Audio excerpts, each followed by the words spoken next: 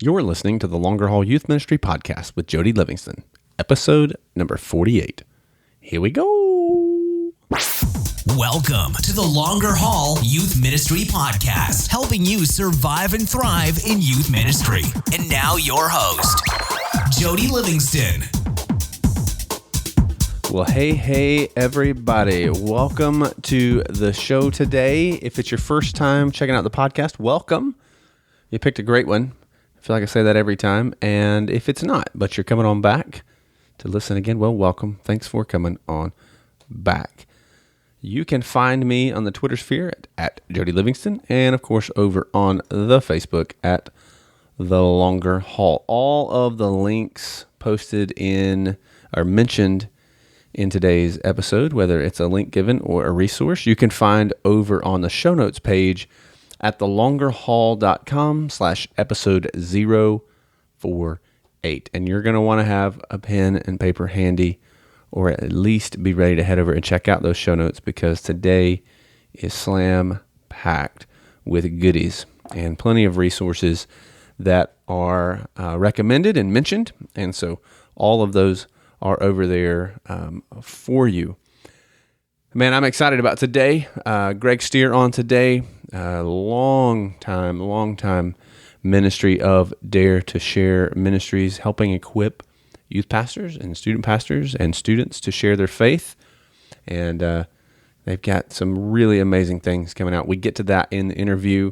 We talk about what it takes to really have an evangelistic youth ministry, like what kind of qualities and values are present in those ministries that are actually being effective at evangelism. So you're going to want to head to pay close attention to that as we go through here.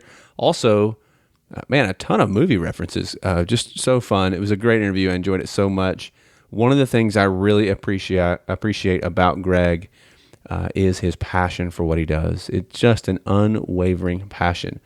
Every time I've been around Greg, every time I've heard Greg or seen Greg, the same passion has been present. And so, this is my 20th year in youth ministry. So for 20 years, at least, I've watched the ministry of Dare2Share, and it just never wavers. And it's so authentic and refreshing to be around. His love for students and his love for youth pastors and student pastors, his love for student ministry is evident in everything he does and in everything that you see with Dare2Share Ministries. So you're going to enjoy today a lot. It's super good, and a whole lot of fun for sure. So make sure you head over to the show notes page afterwards. Check out all the links and resources mentioned. And so anyway, with all that said and all that out of the way, we'll jump in here to today's interview with Greg Stier from Dare2Share Ministries. And now we're pleased to bring you our feature presentation. Well, hey, Greg, thanks for coming on and taking time to join us on the show today. Super excited for you to be here and to share what's going on with Dare2Share, particularly around Dare2Share Live that's coming up. And I know even just talking just before the recording here, some logistical things that working through, and that the Lord's still proving to be faithful even in the midst of hurricanes and everything. So, man, I'm excited to have you. For those who may not be super familiar with you or Dare2Share, I'm going to take just a minute or two and kind of briefly introduce yourself and give some background, how you ended up doing what you're doing. Sure. Jody, I appreciate being on your show, and excited. I just was a teenager that was greatly impacted by the gospel growing up. Inner city kid, never knew my dad. My family were like the Sons of Anarchy. My uncles and cousins are bodybuilders and fist fighters and street thugs. And it was insane growing up. And a preacher whose nickname was Yankee, even though he was from Athens, Georgia, his nickname was Yankee. It sounds made up, but it's true. On a dare, reached my Uncle Jack for Christ. He had planted a church in the suburbs of Denver and reached into the city. And my Uncle Jack, who was the toughest guy, still the toughest guy I'd ever met in my life, came to Christ like that. And totally changed him. My Uncle Bob came to Christ in the back of a squad car after he beat a guy to death, and on and on and on and on. My whole family ended up coming to Christ. I was this little guy watching the transformation of my family get involved in Yankee's ministry. And Yankee had a killer youth ministry. We had 800 students Wow. in our youth ministry. We only had 200 to 300 adults in the church. But Yankee believed the fast. You talk about the long haul. I mean, he was a youth pastor with senior pastor clothes on. He was a youth pastor with a budget and authority. And he told the adults, we're here to reach this next generation. So keep tithing, and I'll preach to you on Sunday. Other than that, leave me alone, because I'm going to mobilize these kids for evangelism. And that's what he did. He trained us, equipped us in evangelism, theology, discipleship. And we had probably 90% new conversion growth in that group. Wow. Second, third, fourth, fifth generation of disciples making disciples. And so that, it was that kind of ministry that changed my life, literally changed my life, changed my family. And so Dare2Share is an outgrowth of that transformation. And we want to bring that same kind of intensity and intentionality to every youth ministry in America. And so we started 25 years ago. I was a church planter and a pastor, and started Dare2Share on the side, and was doing both for 10 years. And then the Columbine High School shooting happened April 20th, 1999. And I knew a lot of the kids there, and my wife was a public school teacher in the same district, and God just used that to really rattle my cage. I resigned from the church to do Dare2Share full time, because I figured the best way I can minister to the church is by, going full time to help youth leaders succeed when it comes to making and multiplying disciples. So that's what Dare2Share is about. We do conferences, events, curriculum, resources. We've trained 1 million teens to share the gospel over the last 25 years, which sounds great, but there's 1 billion teens worldwide. Yeah. So we want to play our role in reaching them. We're like Liam Neeson in Taken. We have a very particular set of skills. We will look for you, we will find you, and we will gospelize you. That's awesome. And we want to help youth leaders do that effectively. And I just don't think that's the norm, and we want to make it the norm. No, and I love that, because I think a lot of people are telling youth pastors how to do ministry, but not a lot are necessarily trying to come alongside and equip them to do youth ministry. And I have always appreciated that about Dare2Share. And so 25 years is a long time. Tell me about it. How do you, yeah. I mean, how do you keep going in that? Like, has there ever been a point where because every time I've been around you or heard you, man, you're so passionate about this, right? And I've never really seen that waver. Yeah, it hasn't really wavered. And I think it's not from me, it's from the Lord. And it's really because I really believe this. I mean, my family was absolutely transformed by the power of the gospel of Jesus Christ. And I saw it growing up. I saw teenagers transformed. I've been seeing it for 25 years. I think one of the reasons, I love the name of your podcast, The Longer Haul, because I really think one of the reasons youth leaders flame out is because, you're working, you go in with this vision to reach all the students in your community. And pretty soon, you're caught up in the machine of ministry and, politics and all this stuff. And you forget your receipts, and the church treasurer's ticked. And, you forgot to send out that disclaimer to the parents, the medical sheet, and all this other stuff that just begins to boil up. And soon, I think what happens is you move from gospelized to institutionalized, and we become these drones. And all of a sudden, ministry doesn't seem as exciting. You wake up one day and realize, man, my kids may be, they're a bunch of self-centered kids. They're not really super passionate about Christ, and it's easy to flame out. But when you start seeing kids come to Christ and grow in Christ, and disciples made and multiplied, it gives you a reason to stay for the longer haul. Yeah. It gives you, like from the water boy, tackling fuel, to go for it and to keep going for it. And so that's what we want to bring to youth ministry, is that gospelization, that fanning the flame, fanning those embers back into flames, and that flame into an inferno. Yeah, yesterday for me personally was just a really long day of ministry. And I even last night jumped on kind of our Facebook page and just shared I think one of the reasons that ultimately so many youth pastors and youth leaders leave the position they're in or all ministry altogether is because they get to a place where they just lose hope, right? Whether it's what you're talking about, just being bogged down by all those other things of ministry that no one really told you about when you decided that you wanted to change and impact a generation for Christ. You kind of get to a point where you just think this is it. Like, it's not going to get any better. It's not going to change. And the grind of that, I mean, I had just a really long, difficult, just emotional conversation with a student last night. And it's a student, it's probably the same conversation I've had a dozen times with this kid. And I've seen God do I've seen the transformation in his life from where he was. But discipleship is such a messy and long process. And if you're not constantly being reminded of why you do what you do and the difference it makes and stopping to look around and see the difference that the gospel's making in the lives of the students that you have, it's easy to lose that, I think. Yeah, totally. I agree. And I think, the things that are missing in youth ministry are the things that are needed most. And we did a survey in 2013 through an outside research organization, and we found 7 values that were common to every youth ministry that was seeing 25% new conversion growth per year or more, which is really astounding growth. Yeah. And there were 7 things in common, according to this research project.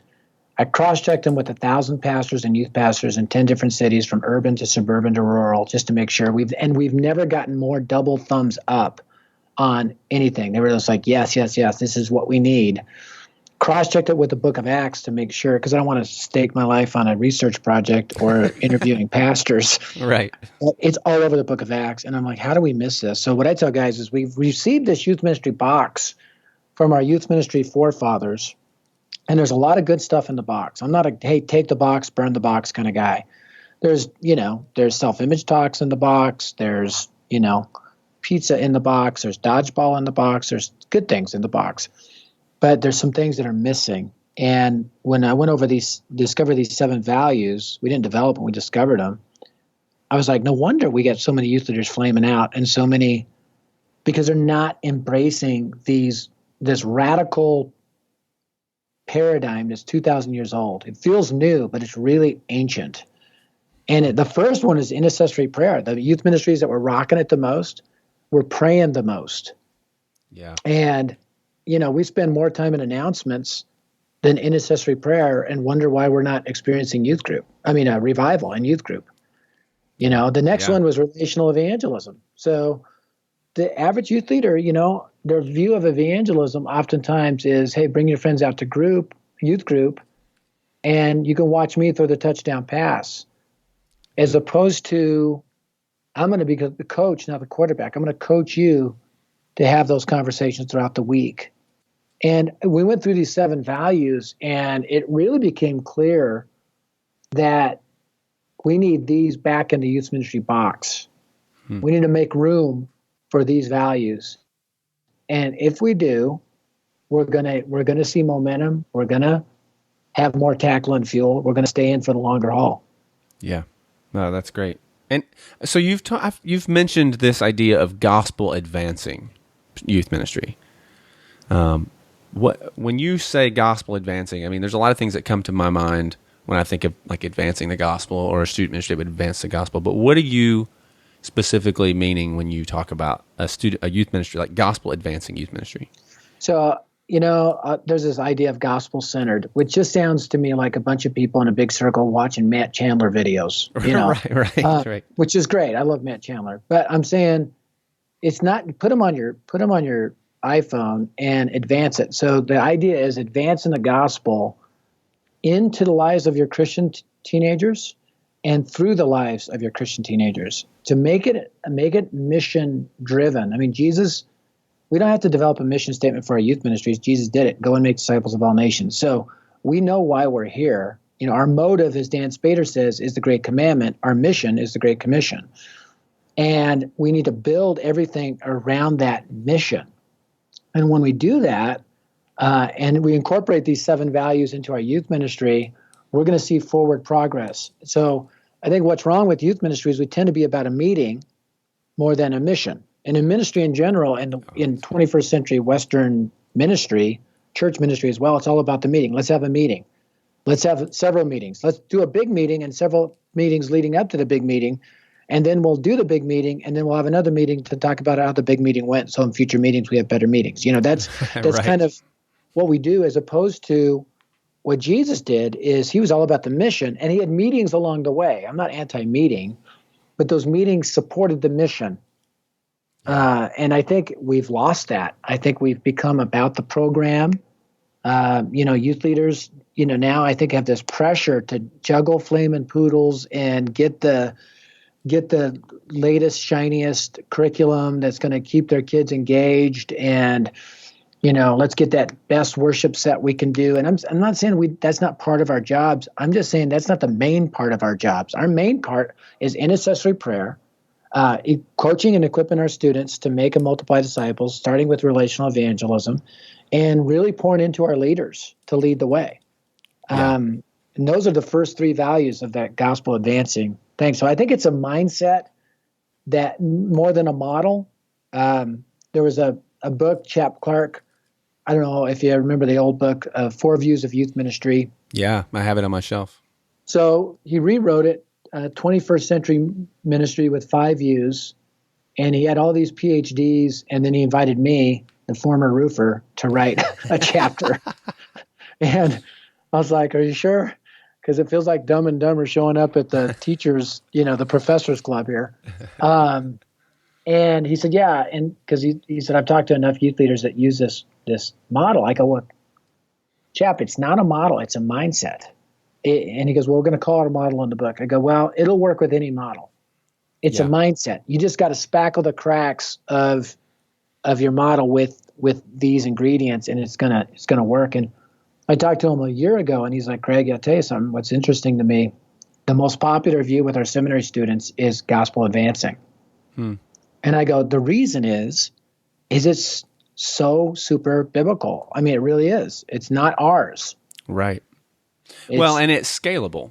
Like that's the thing too. Like if you're, if you've got 5 kids, when everybody comes and brings a friend, you can do that whether, and so can you if you're sitting here with 500 students, right? I mean, the principles in that and how that looks, it scales.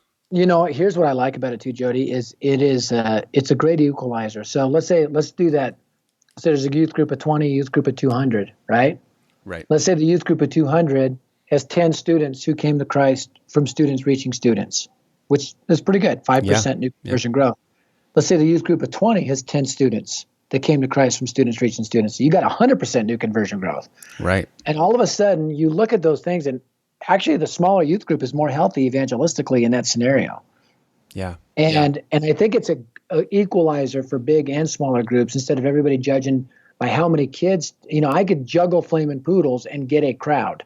That doesn't mean I have healthy youth ministry, right? Right. And I keep going back to that juggling flaming poodles because down deep inside, you have a hatred for poodles. I do have hatred for poodles. It sounds like an act from America's Got Talent. That's right.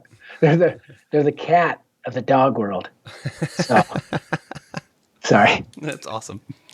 No, poodles they're weird dogs. Leaders listening to this who happen to have a poodle, I'm happy to offend you. Let me just say that. Yeah, that's awesome.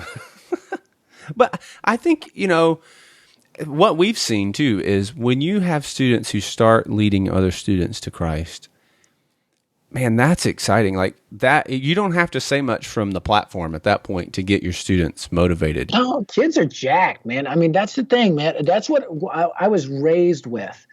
Is every week we saw kids come to Christ. I mean, and it was a new believer, messy party. And it was messy because we had something like 5 gangs that were part of our youth group, 5 different gangs.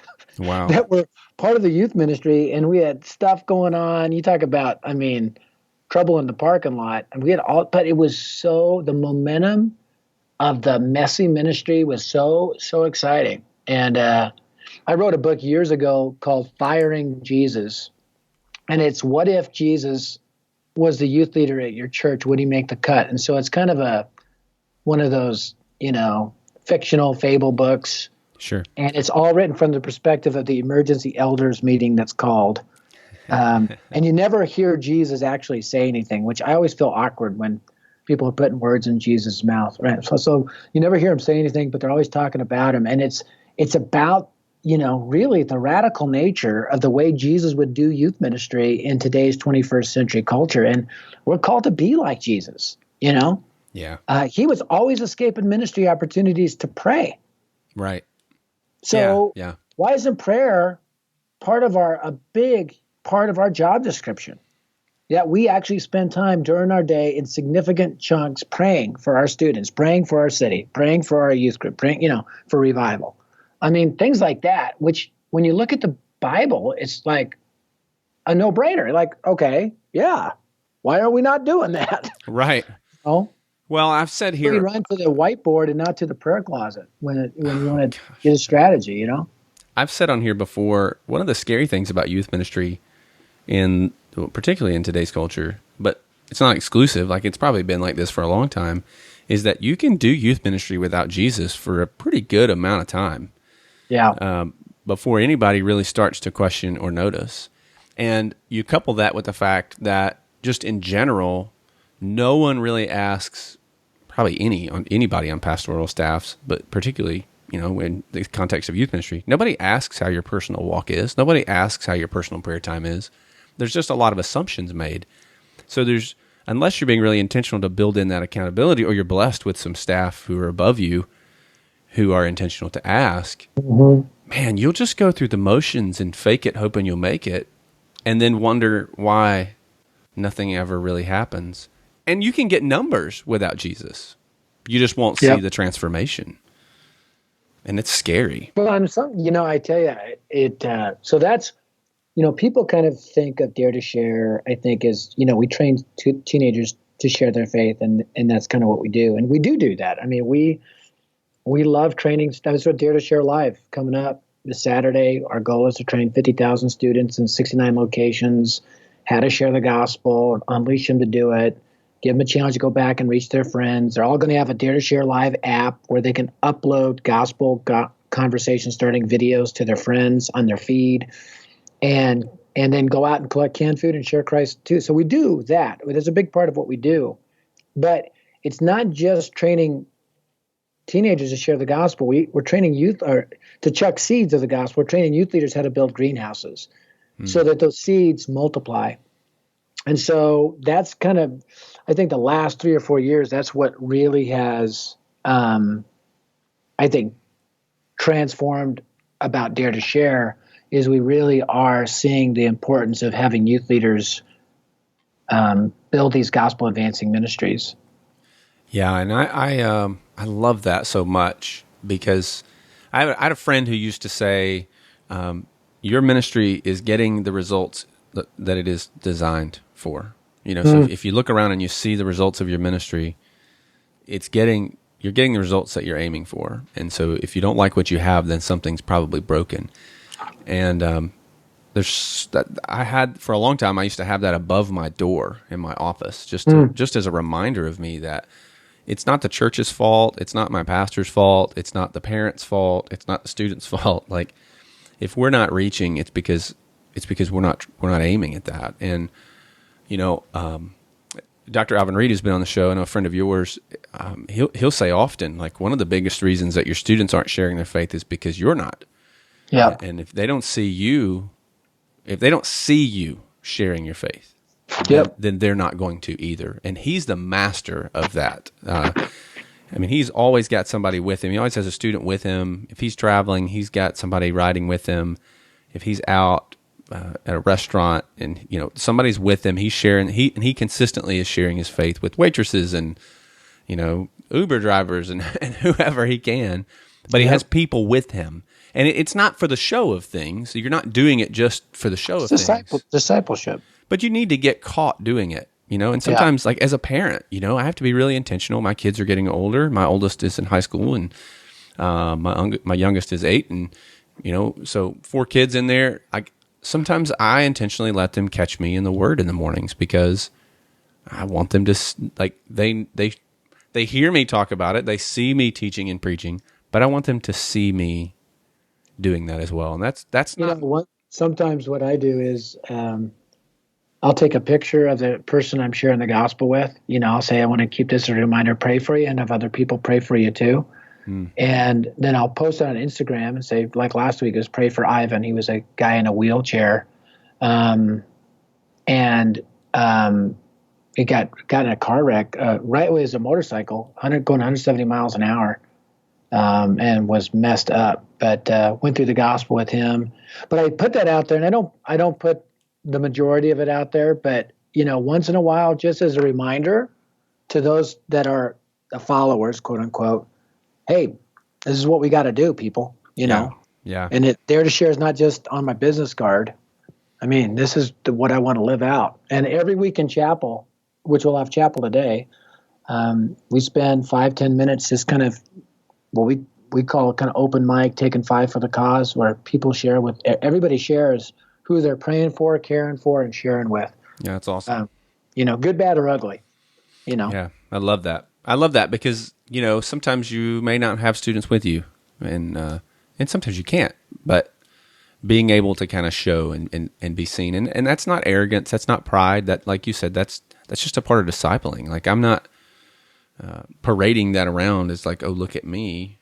But I want them to know that it's not something I'm just telling them to do, but I'm actually doing it. And exactly. And the reality is, it's harder for me as a youth pastor. When I sit down and have a conversation with a random teenager, sometimes I'm the creepy old guy, and so it's like I'll be on campus tomorrow, and I'll be talking to students, and even though they see me often, it's still a bit awkward for them to have an adult talking with them and having a conversation with them. But a student to a student, that's totally natural. Yep. It's totally natural. The opportunity there is incredible. So that's awesome. Well, hey, let's talk about the live event a little. I'm really excited about the live event. And again, I love so much the ministry of Dare to Share and what Dare to Share does, and the passion, the urgency that seems to just never fade. You mentioned 69 locations across that on the 23rd, of September. So, which is also apparently the day that the rapture is going to happen.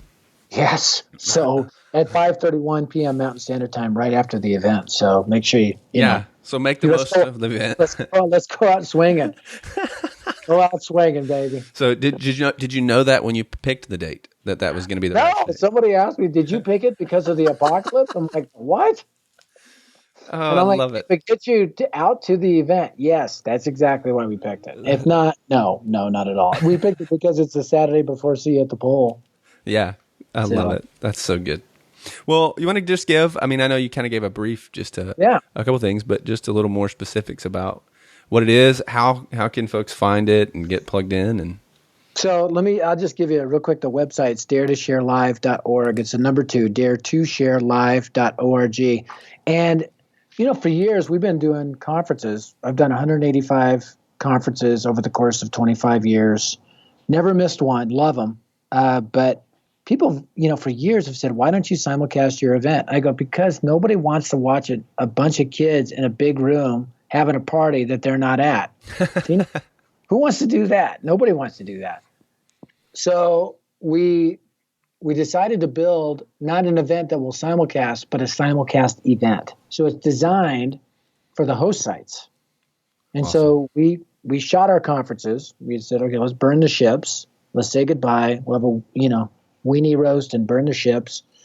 And then we said, let's do this thing and let's build it so it's truly a live event. So these 69 locations from Fairbanks, Alaska to Puerto Rico, a 9 a.m. West Coast start, a noon East Coast start. So it's truly live. Yeah, that's awesome. Students will have a Dare to Share live app where they can talk to each other during the whole event. We'll be having a hashtag Let's Go.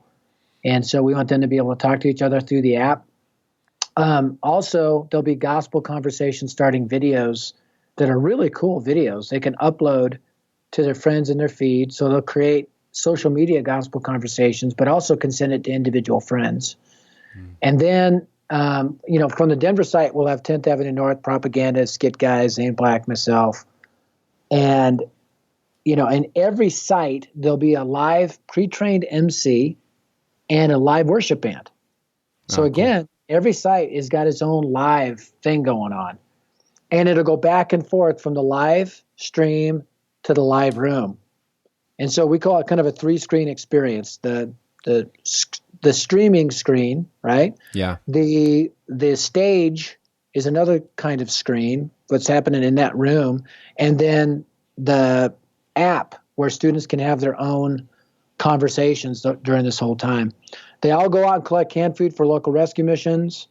In places like Punta Gorda, Florida, and Puerto Rico, they're going to be actually just going out and serving people that have been damaged by the hurricane. And Puerto Rico right now is getting damaged by a Category 5 hurricane. They're planning on still doing it, even if they don't have power.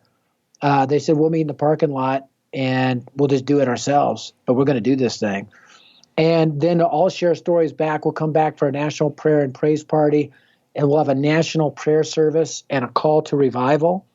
And then we'll dismiss everybody to go back to see at the pole that Wednesday with all the friends they've led to Christ. And then for 4 weeks following, we'll have a 4-week webinar series called Let's Gospelize that'll help the youth leaders grow and go. So if you go to Dare2ShareLive.org, again, the number 2, Dare2ShareLive.org, click on the closest city next to you, get your tickets. And you can even buy at the door, but we'll be selling tickets through tomorrow, online tomorrow through Thursday, 4 p.m. Mountain Standard Time. And then after that, they could just buy tickets at the door. But yeah, we're excited. And nothing like this has ever been attempted before in youth ministry. So it feels like, we're going to the moon and kind of figuring it out as we go. But the Lord is faithful, and we're convinced this is what God's called us to do. And I'm excited. I ask youth leaders to pray for revival on September 23rd. Pray for the simulcast, pray for the app, pray for the students to be deeply impacted and the youth leaders to be transformed. And show up, come on out, be a part of the party. It's only like $20 per student. The live site in Denver is $29 because we have some of the live bands there and stuff, but $20 per student, so it's very cost effective. And, we have one place in Omaha that's already sold out, but most of the places still have some room for you to go. So just come on out and be a part of the party. Man, I love it. I love it. I think I love the aspect, because you're right. So many times, like a simulcast is just very passive. And so you're just kind of hanging out in the room, waiting or watching what's happening. So I love the interactiveness within the live room and the simulcast, and then encouraging the students to share. And the social aspect, I think, is huge. I love it. Yeah.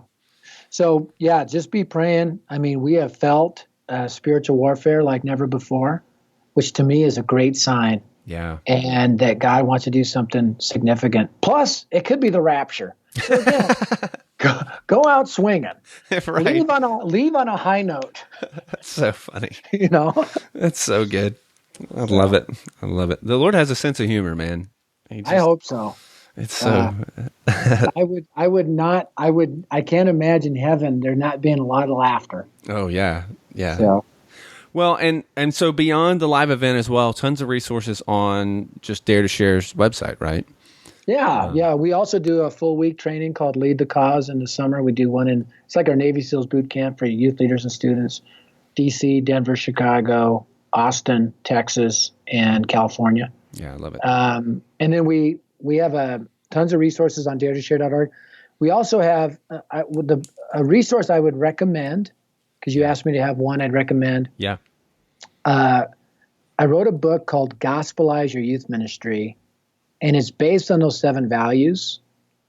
Okay. And it really unpacks them from the book of Acts, but it ties in a lot of youth leader stories of how God's using those. And along with Gospelize Your Youth Ministry, there's gospeladvancing.com, which is a website that's got training videos on it and a diagnostic you can take to see how strong you are in those values or weak, and a community you can join of youth leaders across the world now that are applying these values. We have entire denominations that have just absorbed these values in, and we have, like 160 countries that are actively downloading our materials and using stuff. I believe God is creating a gospel advancing global network of youth leaders and teenagers. I really do. And we're just playing our role in that. Yeah. But it's not about us. It's about the church. Jesus never said, I will build my 501c3 nonprofit. He said, I will build my church. So right. We're all about the local church. Yeah, that's awesome. I'll make sure there's links to all that for everybody in the show notes so they can head over and grab those super quick. Greg, I am beyond excited for the event. I'm excited about what you're doing with Dare2Share, and grateful for your ministry, the longevity of your ministry particularly, and the passion you bring is certainly inspiring, not only to the students that you speak to, but to youth leaders and youth pastors that you're equipping and coming alongside. And so I just want to thank you for the impact and influence you've had just personally on my ministry over the years.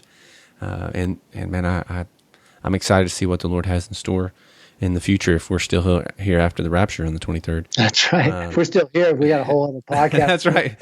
Like, holy crap. Yeah, we'll have you back on and we'll straighten out a few things. Horribly wrong. That's right. The Mormons were right. That's right. No, gosh, what happened? Yeah, I think I saw a movie about that once. Something about missing the rapture, but I read a book series or something. There's a book series, but back in my day, Jody, there was one called, what was that one? Thief in the Night. As old school. Oh, yeah. Horribly worst produced Christian. It's so bad, it's good. That's awesome. Larry Norman. I wish we'd all been ready. Anyway. Yeah, that was great DC Talk song, which I have to explain to my kids. Okay, this was Toby Mac before he was Toby Mac. That's right. That's who DC Talk was. So, well, Greg, if folks want to connect with you beyond today, what's the easiest way and the best way for them to do that? I do have a blog. It's just gregstier.org, GregStier. And my Twitter, Instagram is just Greg Stier, Stier, GregStier, I before E. So, awesome. Yeah, come on board. I got pretty much one subject I talk about all the time. Well, you do it well, so that's all right. Man. I again, thanks for coming on. I appreciate you taking the time, and we'll definitely be praying for the live event, and I hope all goes well. All right, Jody. Thanks so much, brother. All right, thanks, man. You bet. Bye.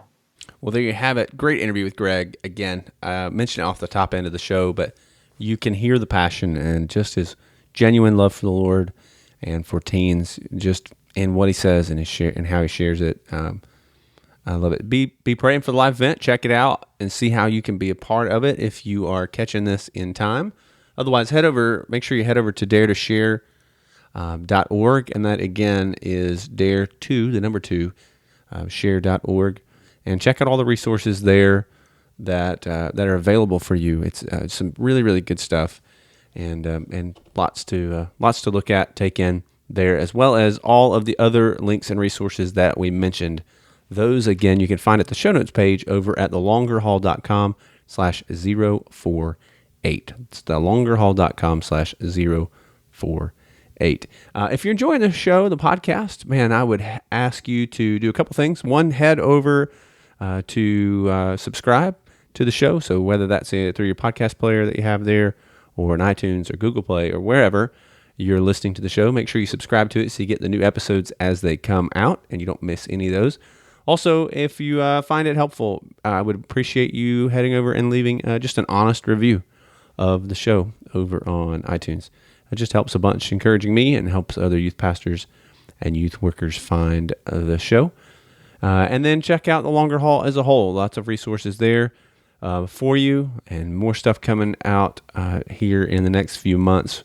Working on some pretty cool projects there. And so when you head over there, jump on the mailing list so you make sure you catch everything and you don't miss out. A lot of stuff goes out to the mailing list that doesn't make it to the website or on the podcast. So all of that is there. So that'll do it for today's episode. Thanks for tuning in and listening. And until next time, give them Jesus. Thanks for listening to the Longer Haul Youth Ministry Podcast at www.thelongerhaul.com.